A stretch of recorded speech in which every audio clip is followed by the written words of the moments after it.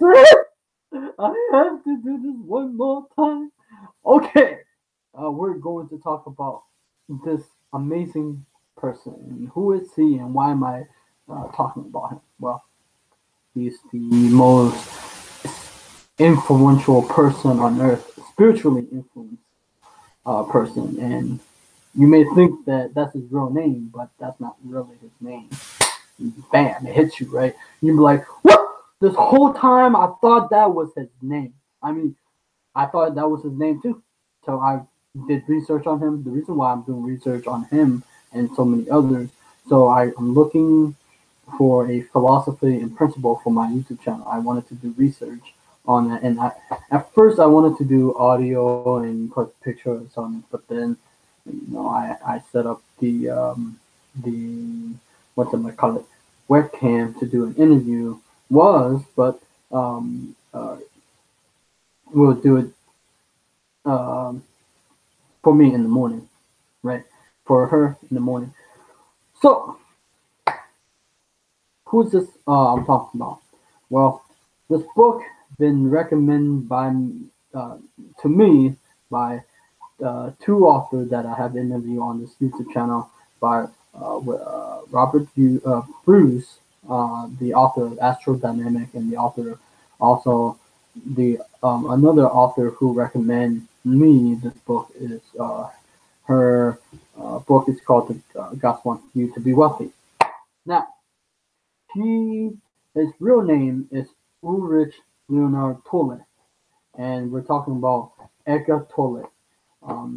I finally got this book. This book was in my conscious awareness for a long, long time.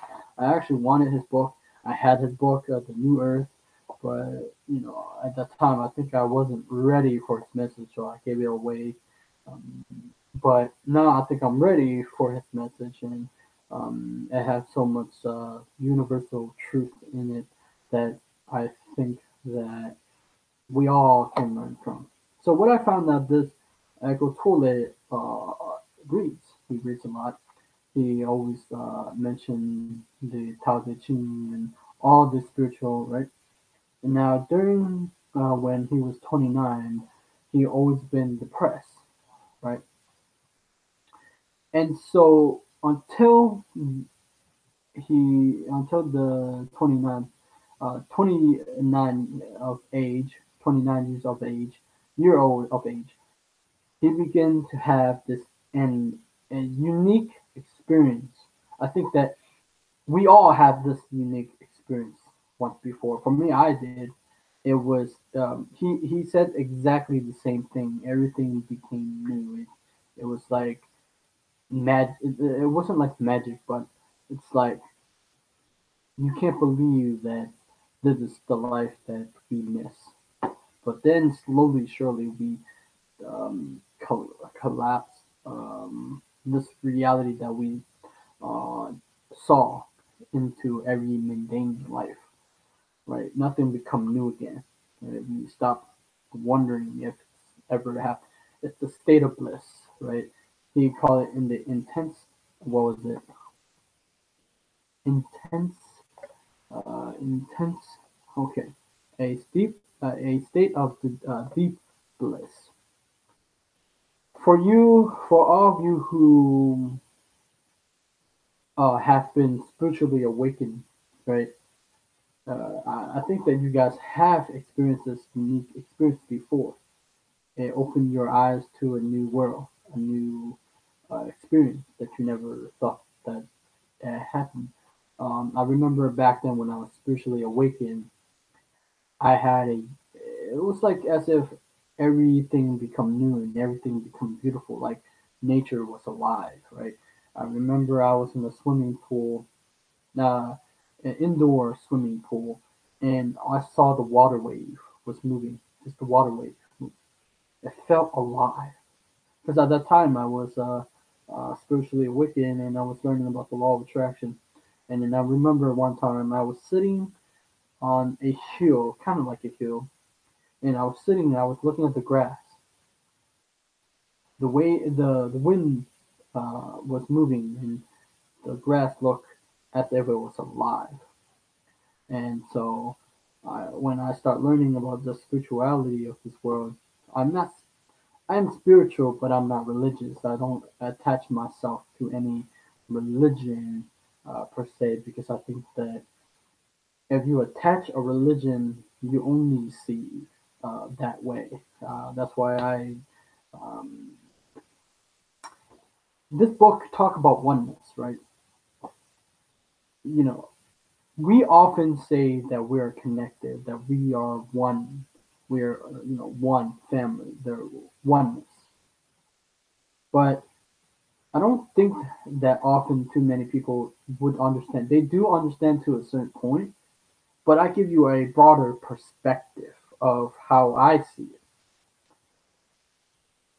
Each culture, each language, each food that you digest, each language that you hear people talk, culture, uh, Chinese culture, the Vietnamese culture, the Japanese, the Korean, the American culture, all the around the world, people think that the language are different from each other. People think that the food are different from each other. Martial arts, you think kung fu, karate, taekwondo are different from each other. But if you look deep in the history, there is a pattern that you don't see, right? That if you dug deep enough, you see there's a connection with language, food, and people. Because let me tell you, I know it because this is about being present. Because I like this book. Oftentimes I'm not as present uh, as I wanted to. I'm always so focused toward the future, and sometimes I go back to the past in my memory. Right? We all do this. We time travel. We don't because in the book of the extraordinary or the code of the extraordinary mind, uh, people are present, but they hate their life. People are always anxious for the future, and then they always look back to the past, right? So oneness is, oftentimes before we dive into the spiritual world, right? Before we ever got into, the spirituality, we were separated. We we didn't feel one with our body. We didn't feel one with ourselves, right? We felt as if we were separate from ourselves. We felt as if the world, the universe, is separate from ourselves. We feel like it's how can it's like people want to be near to God, right? But they felt that they can't be one with God. They felt a separation from God. Because right here, I put a dog here. He was talking about enlightenment. The word enlightenment conjure up the idea of some superhuman accomplishment, and ego like to keep it that way.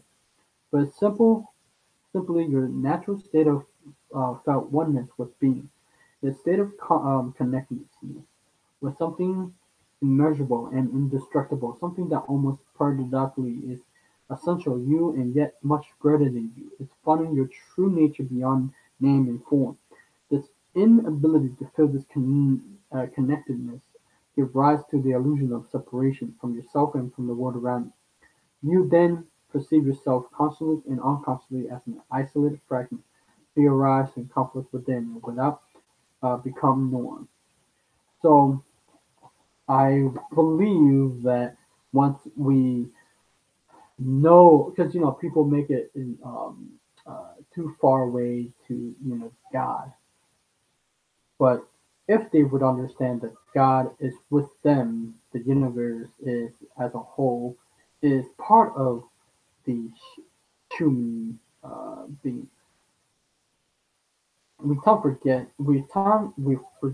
that we are connected with the atom around us. We we separate ourselves from people. We say, "Oh, this person is different from me. This culture is different from me." But in actuality, they're connected with you in a. It's just that people don't see it that way, right? And if for you who are interested in understanding that, I want to tell you that the Chinese culture, right, influenced my culture. But I'm American, but I'm Vietnamese American, but they influence my culture. They influence a lot of culture. They influence the Japanese and the Korean for languages, right? Because I looked into it. The languages, uh, they call it the Japanese, I mean the Chinese character. They have the Chinese character. In Japan, it's called kanji, right? And then also the Vietnamese also used to have the Chinese character in them until it got taken away. It got taken away, and now it's using Romaji. What is Romaji? Well, it's a Japanese word for Roman letters of the alphabet. So Vietnamese use the alphabet letters, but it's different. But it has to do with the tonality. The Korean have to do with they used to use Chinese word. Now they use Korean symbol called Hangul. Now, what am I trying to do? I'm trying to connect the dot for you that these other culture are connecting with other culture and people, right? We are one family. We're not separate from each other. We think we are because of our languages, our culture, and our way of life and thinking. But ultimately, the true aim of bringing back ourself to our body and being present to our body. Sometimes I feel like I'm not present here, right? Because we're working towards a future that we want to create. Because that if we can harness this moment, if we can pay attention to our body, what it's feeling, how we're feeling now, we'll be better understanding our life. But it's strange that this book talks about time, because time isn't precious at all, but because it's an illusion. What you perceive as precious is not time, but the one point that is out of time, the now. That is precious indeed. The more you are focused on time, past, and future, the more you miss now, the precious thing there is. Why is it the most precious thing? Personally, because it is the only thing. It's all there is. The eternal present is the space within which your whole life unfolds. The one factor that remains constant. Life is now. There was never a time when your life was not now, nor will there ever be. Secondly, the now is the only point that can be taken you beyond the limited confines of the mind. It's your only point of access to the timeless and formless realm of being. So I guess people would say time is an illusion. But also I prefer that we human, so we can say, so there's a truth to that and there isn't truth to that. I'm looking at in human timeline, not how we perceive time to be, right? We human have time within our body, right? Biologically we have time where, no, I meant not have time, but if we're going, if we're in this body now, in the present, if we can connect with ourself now, in the present moment, then if we can do that, then we must be able to connect with ourselves at the core level. And they say go within, but oftentimes we miss. We aren't present sometimes in our relationship with ourselves and with others, or with your family, right? Sometimes I'm not present, right, with myself. I feel like my consciousness awareness is somewhere else in the past or the future, right? But the present moment, they say eternal because you can't have this back. This moment is gone. The moment you watch me, the moment that I myself feel now, it's gone. It's like it's like I it's like I have this thought, right? Every time I feel like I have this moment of time of thought to myself. I was musing over. Sometimes I muse over my how people behave. Right? There is no past. For instance, we say past and future. There is no past. There is just no future. You think, oh my God, this guy is crazy. Listen for me for a moment. I had this strange thing before in my head that this day will be over, and once we sleep, we're just, and when we sleep, we're forever moving into time, but it's forever a like right here, right now, it's present. That's it. There's no future. There's no past. You may say I'm crazy, but think about it like deeper. Like we say yesterday was the past. We said there's a future tomorrow, but it would never arrive. It's like this time present. It's powerful. That's why they call it the power of now, right? It is like it's we're stuck here in present. There's no future, right? Now you say, oh wait, there is a future. Yeah, you create your future by the present now. But I'm talking about like out there, like when I was thinking, when I was musing over, you sleep, so you're sleeping, and then you wake up for today to start your day today, and then you start your day over and you do things. You're nothing but a mere. You're nothing. It's as if you're nothing but a mere memory of your past record of what you did, right? But it's just a memory from the past. Your present moment in the past is just, it's like, it looked like you can rewrite your day over, but it's like as if, like, your past does not matter yesterday. It didn't matter what you did. It create a momentum in your future. Like I'm creating a video momentum for my future. So I guess when I think like this, it's really hard to like get out because it's like oh my god, what the heck, man? Like the future, it's never arriving, but it will arrive in some future, and that the present is like flowing and it's powerful. And so I think that this book enable us to open our eyes to be aware of our state of let me say here we go, state of bliss. You keep talking about the state of bliss as the key. I think that I understand this intellectually, but I don't know if I ever truly experienced it. I wonder. Is it what I think it is, or is it something entirely different? It's not what you think it is. You can't think about presence, and the mind can't understand it. Understanding presence is being present. Try a little bit experiment. Close your eyes and say to yourself, I wonder what my next thought is going to be. Then become very alert and wait for the next thought. Be like a cat watching a mouse hole. What thought is going to come out the mouse hole? Try it now. When you experience those moments of presence, you likely didn't realize that you were briefly in a state of non-mind.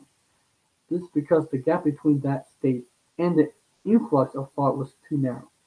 Your satori may only have lasted for a few seconds before the mind came in, but it was there. Otherwise, you would not experience beauty.